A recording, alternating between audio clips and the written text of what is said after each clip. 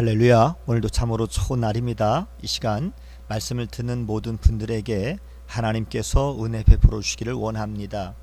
예수님은 이 땅에 복음을 전하기 위해서 오셨습니다. 오늘 본문에 예수님께서 하나님의 나라를 아주 작은 겨자씨 위에 비유하셨는데요. 겨자씨는 아주 작은 씨앗이지만 그러나 겨자씨가 자라면 4 내지 5m까지 크게 자라는 것처럼 예수님이 전파하신 하나님의 나라도 처음에는 겨자씨처럼 아주 미약해 보이지만 그러나 점점 확장되어 성장해 가는 것입니다.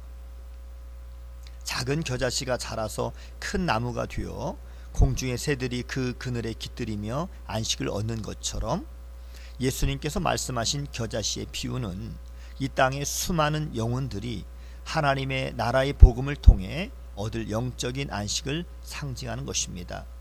하나님 나라는 마치 겉으로는 물개 가죽으로 덮인 성막처럼 초라해 보이지만 그러나 장차 복음을 통해서 온 인류가 구원의 은혜를 누릴 만큼 아름답고 크게 확장되고 성장되어 가는 것입니다.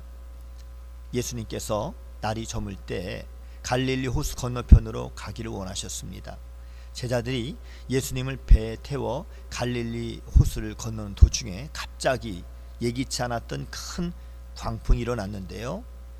헬몬산에서 불어오는 찬 바람이 표고가 1200m 아래인 이 갈릴리 호수의 더운 공기와 딱 만나면 2m 이상 큰 파도를 급작스럽게 일으키는데요. 아주 대단히 위험한 이러한 현상은 갈릴리 호수에서 자주 일어났던 현상이었습니다. 큰 광풍으로 인해 배는 순식간에 파도에 의해서 요동쳤고 배 안에 물이 가득 들어와서 가득 차게 되었는데요. 위기감에 휩싸였던 제자들은 배 후미에서 평안히 주무시고 계셨던 예수님을 다급히 깨우면서 도움을 요청했습니다. 예수님은 일어나셔서 바람을 꾸짖으시면서 파도에게 이렇게 명령하셨습니다. 고요하라, 잠잠하라.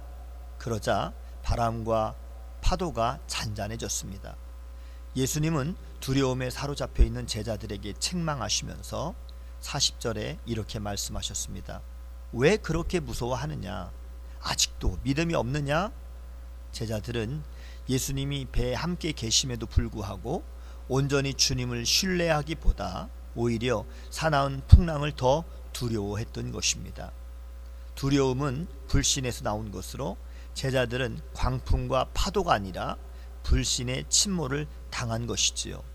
하나님을 향한 온전한 신뢰가 없을 때 두려움이 마음을 대신 채우는 것입니다.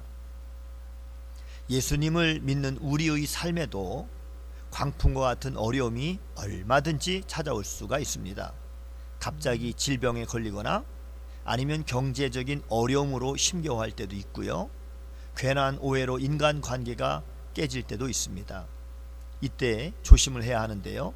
눈에 보이는 환경만 의식하면 문제만을 바라보면 결국 실족하며 우리와 함께 하시는 주님을 놓칠 수가 있다는 사실입니다. 예수님은 항상 우리를 돌보시는 주님이십니다. 우리가 어려움을 당할 때 예수님이 마치 침묵하실 때도 있지만 그러나 분명한 사실은 예수님은 결코 우리를 잊으시거나 버리시지 않으시는 주님이십니다.